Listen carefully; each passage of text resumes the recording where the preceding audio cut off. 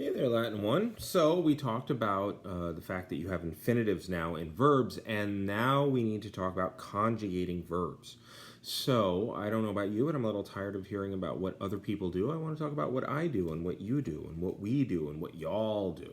Okay? Not just what he or she or it does and what they do.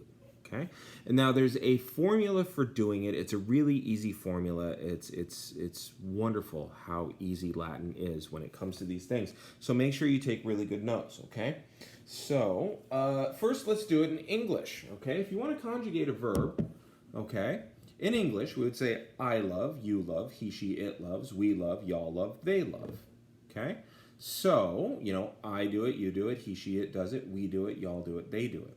You should probably copy that down, so hit the pause button, copy it down, and then we'll move forward, okay?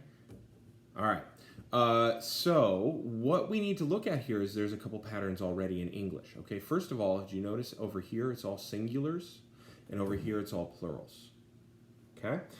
Notice over here it's I do it, and then we do it. We includes me, okay? This is what we call first person. Now down here, it's you do it, or y'all do it. So singular and plural. Second person. I'll give you one guess what he, she, it, and they are.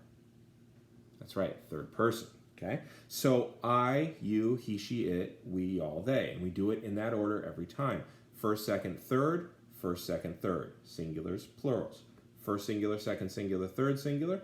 First plural, second plural, third plural, okay? Now, let's just put it in writing what I just told you, okay? So first person singular is I, second person singular is you, third person singular is he, she, it, first person plural is we, second person plural is y'all, third person plural is they. You want to pause this and copy all this down. All right, you've done it. Good job. So, now that was English. In Latin, we need to actually use Latin, right? So, the endings of verbs are what matter. The first person singular ending is always O. The second person singular ending is always S. The third person singular ending is always T. The first person plural ending is mus. The second person plural ending is tis. The third person plural ending is nt. And there's a very easy song to remember this, okay? It goes like this. Ost mustis nt, ost mustis nt. The Latin present endings are ost mustis nt. I'm going to have you repeat that. Sing it with me now. Here we go. Ost mustis nt, ost mustis nt. The Latin present endings are ost mustis nt. Okay? And it goes into English too. I, you, he, she, and it, we, all, and also they. They're the second English pronouns. Now everybody say, ost mustis nt, ost mustis nt. The Latin present endings are ost mustis nt. So those are there. Now we need to look at the actual formula of how to conjugate. Remember how many conjugations there are. There's 4 conjugations of verbs, and each verb can be conjugated. Okay? 6 different ways in the present tense. Now, we're going to learn 132 forms by the time I'm done with you at the end of level 2. But for right now, here we go.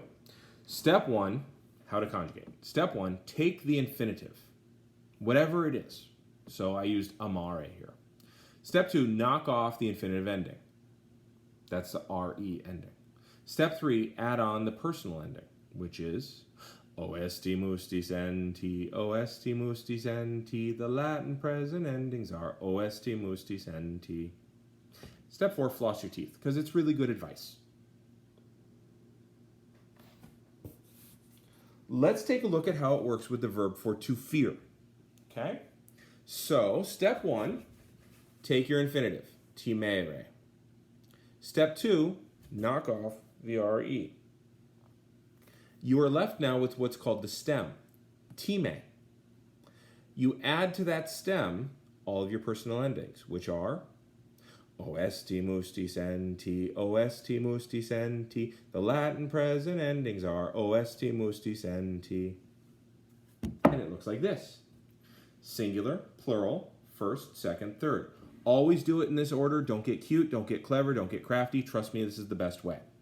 So time is your stem from timere, right? We knocked off the re. And so I just repeated the stem a bunch of different times.